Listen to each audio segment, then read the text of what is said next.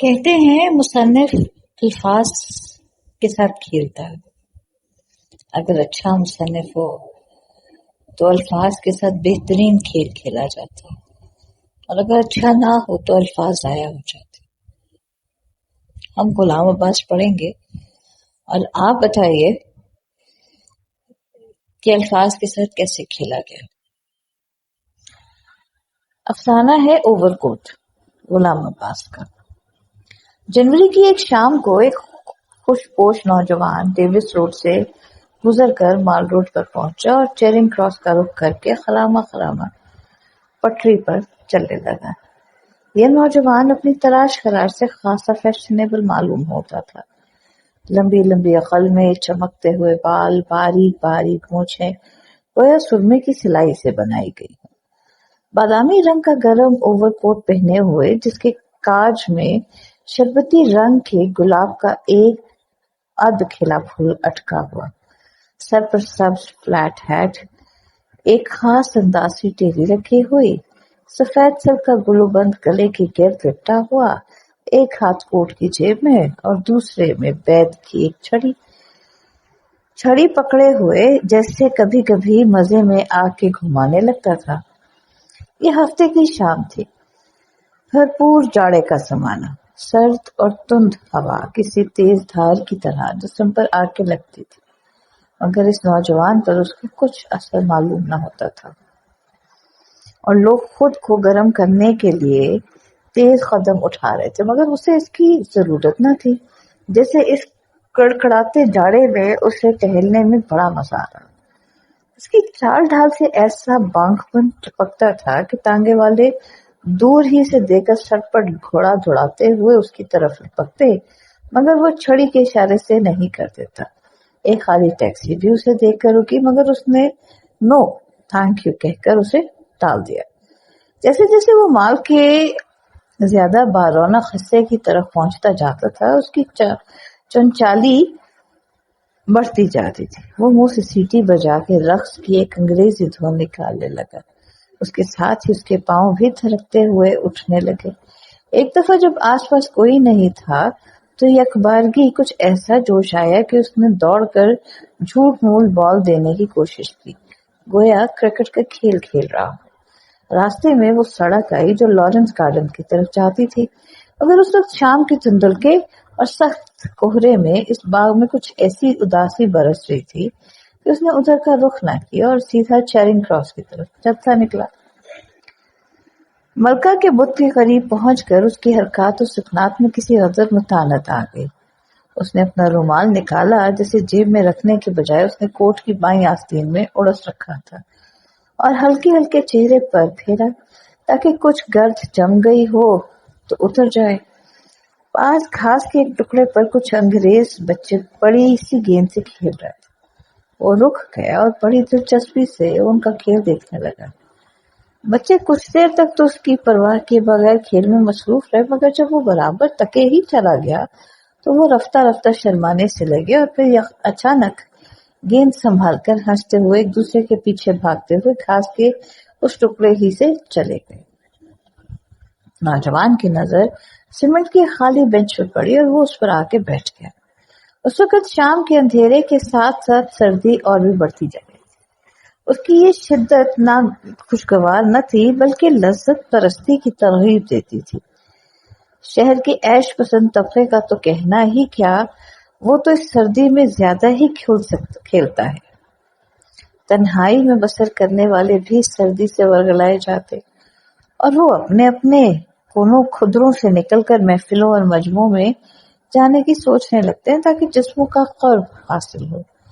حصول لذت کی یہی جستجو لوگوں کو مال پر کھینچ لائی تھی، اور وہ حسب توفیق ریستورانوں، کافی ہاؤسوں، رقص گاہوں، سنیماؤں اور تفریح کے دوسرے مقاموں پر محظوظ ہو رہے تھے.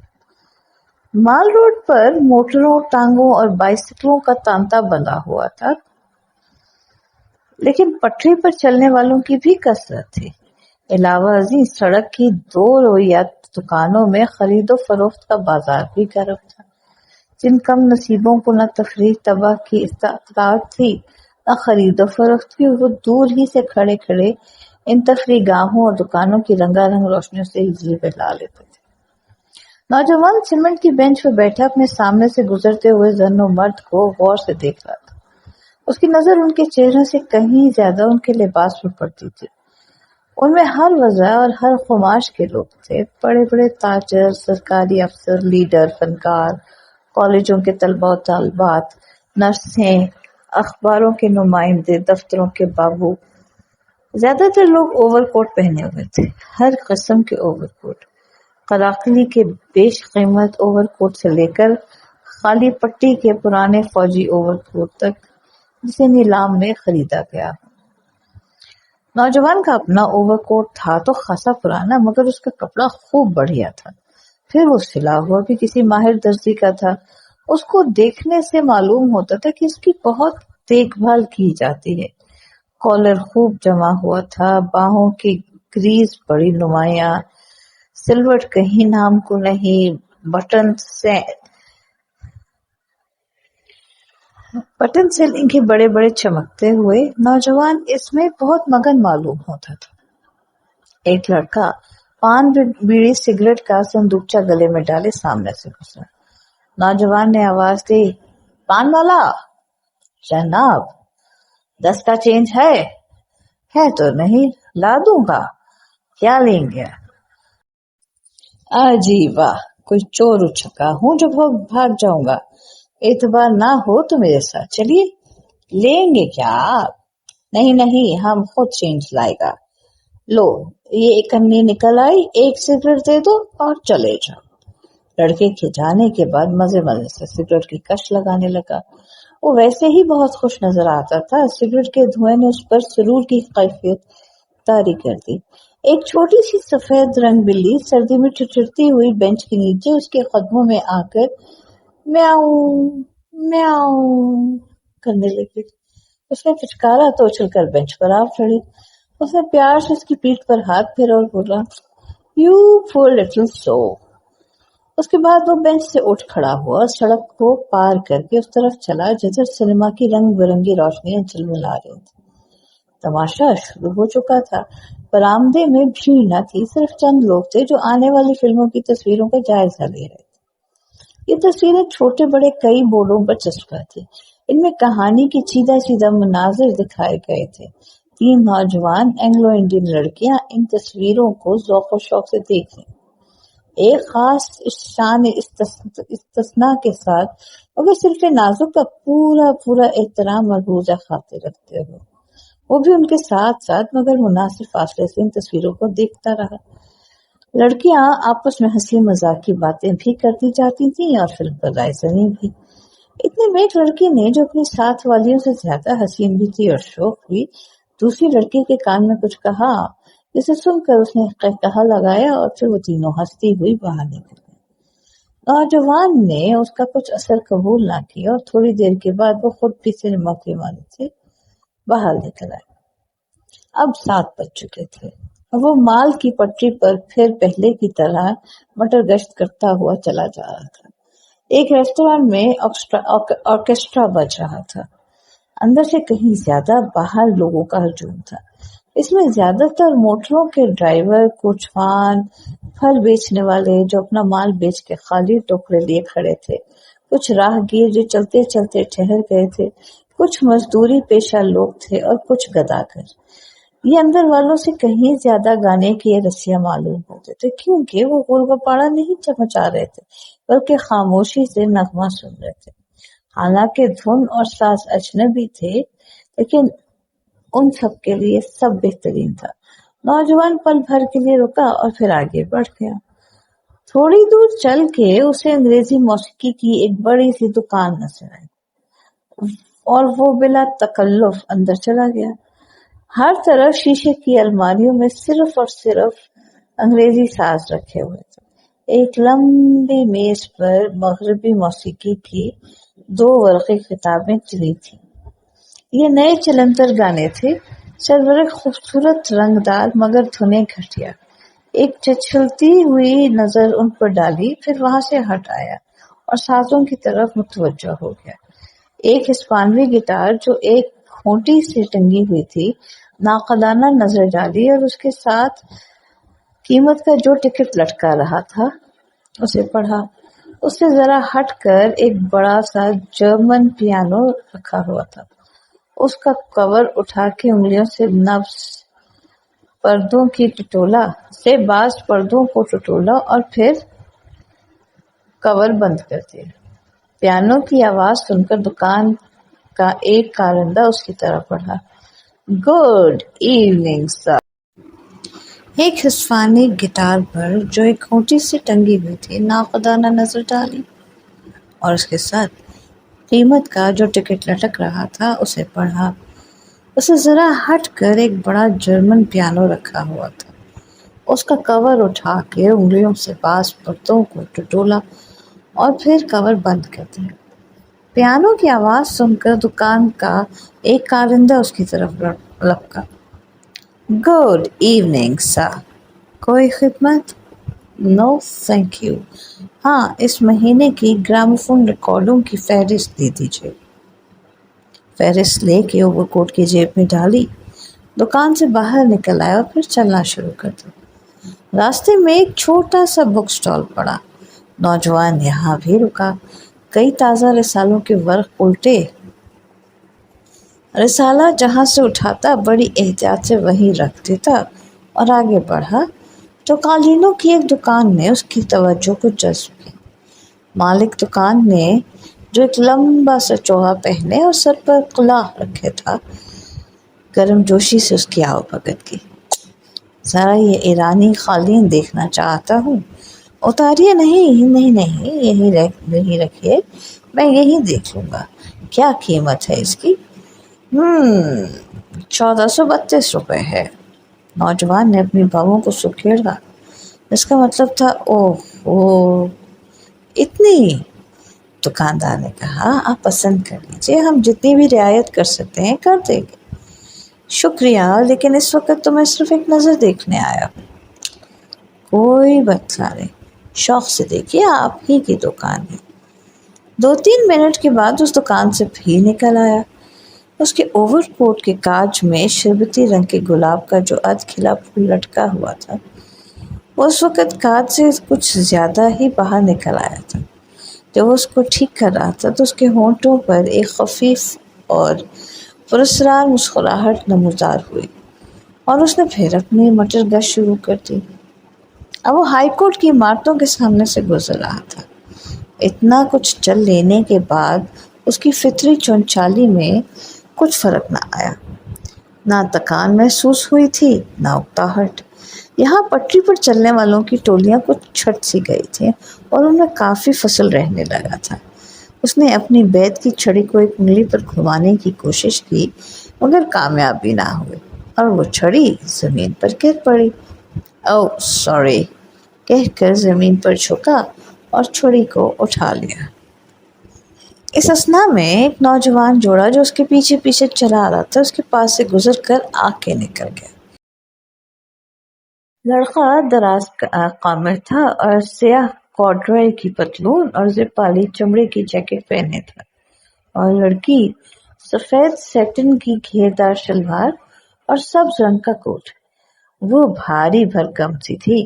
اس کے بالوں میں ایک لمبا سا سیاہ چٹلا بندھا ہوا تھا جو اس کے کمر سے بھی نیچے تھا۔ لڑکی کے چلنے سے اس چٹلے کا پھندنا اچھلتا کودتا پے در پہ اس کے فربا جسم سے ٹکراتا تھا۔ نوجوان کے لیے جو اب ان کے پیچھے پیچھے آ رہا تھا یہ نظارہ خاصا جاذب نظر تھا۔ وہ جوڑا کچھ دیر تک تو خاموش چلتا رہا۔ اس کے بعد لڑکے نے کچھ کہا جس کے جواب میں لڑکی اچانک چہک کر بولی، ہرگز نہیں، نو، ہرگز نہیں، بالکل نہیں، ہرگز نہیں، کہہ دیا نا۔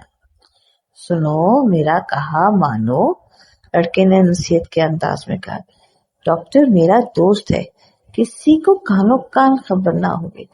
نہیں نہیں نہیں نہیں نہیں نہیں نہیں، بالکل بھی نہیں، بالکل بھی نہیں، بالکل بھی نہیں۔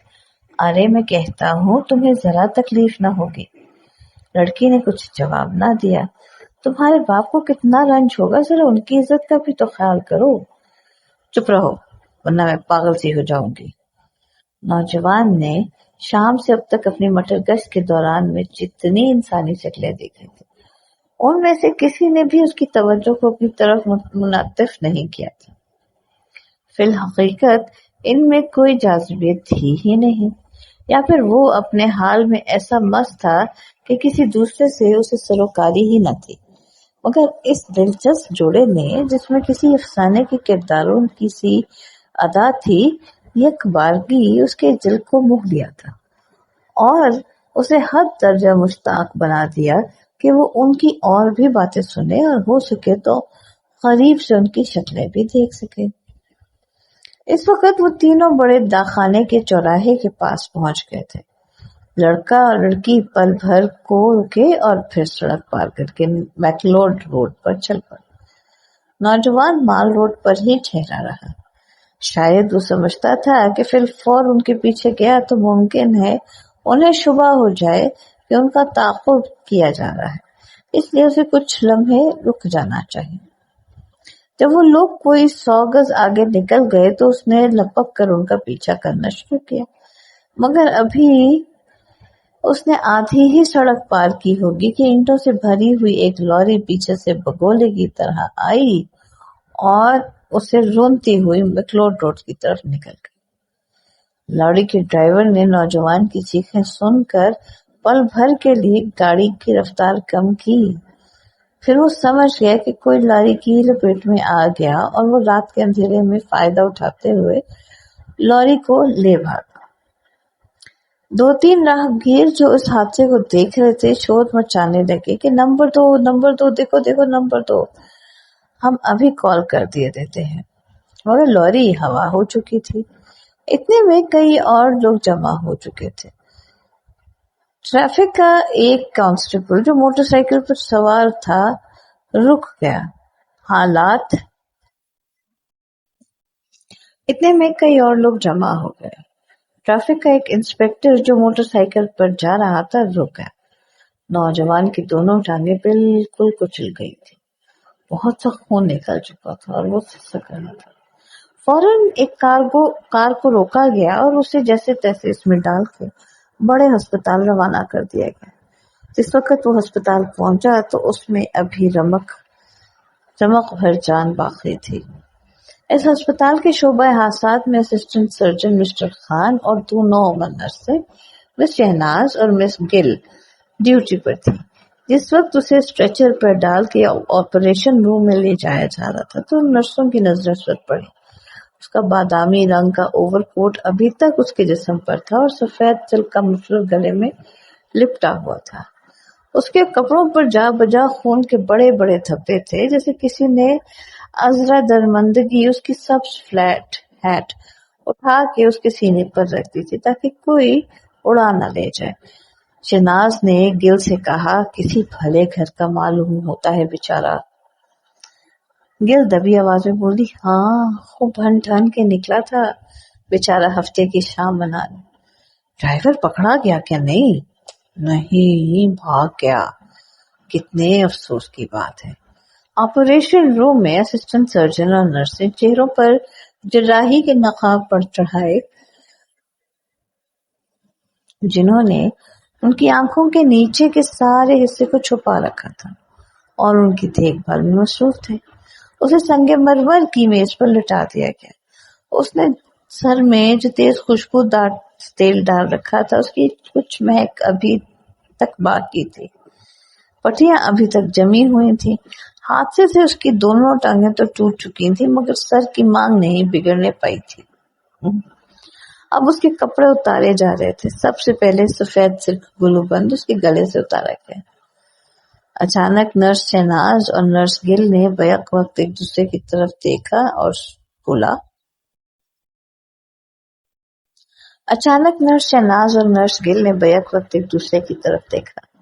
اس سے زیادہ وہ کر بھی کیا سکتی تھی۔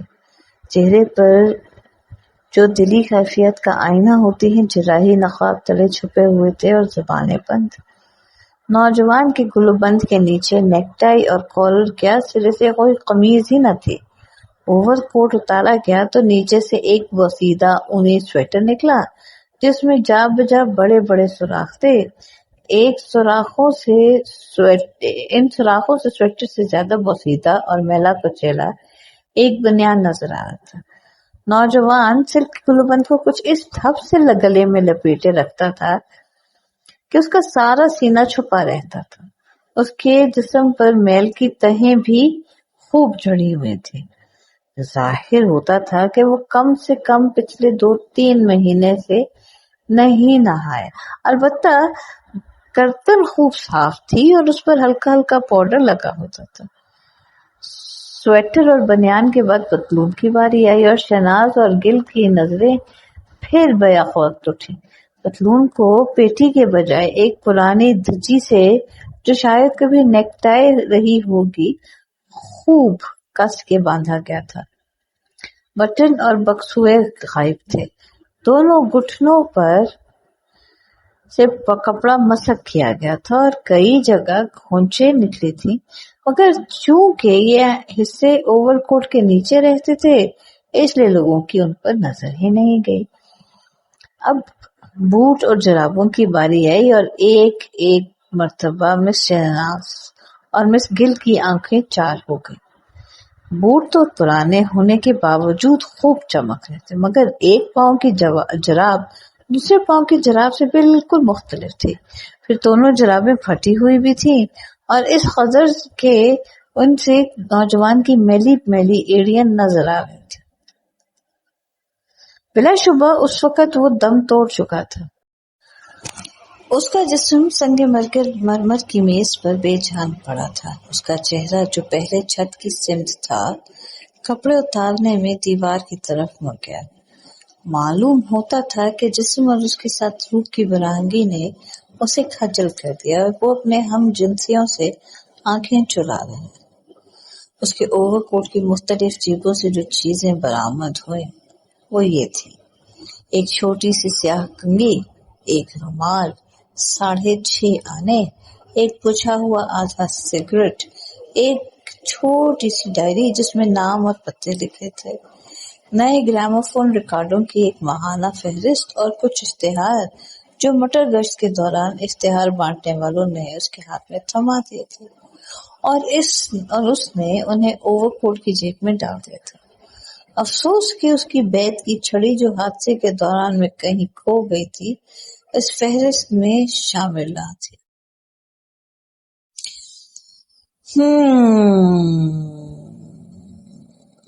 غلام عباس نے پورا انصاف کیا الفاظوں کے ساتھ کھیلنے میں کہ نہیں، اس پہ اپنی آراء سے آگاہ کیجئے۔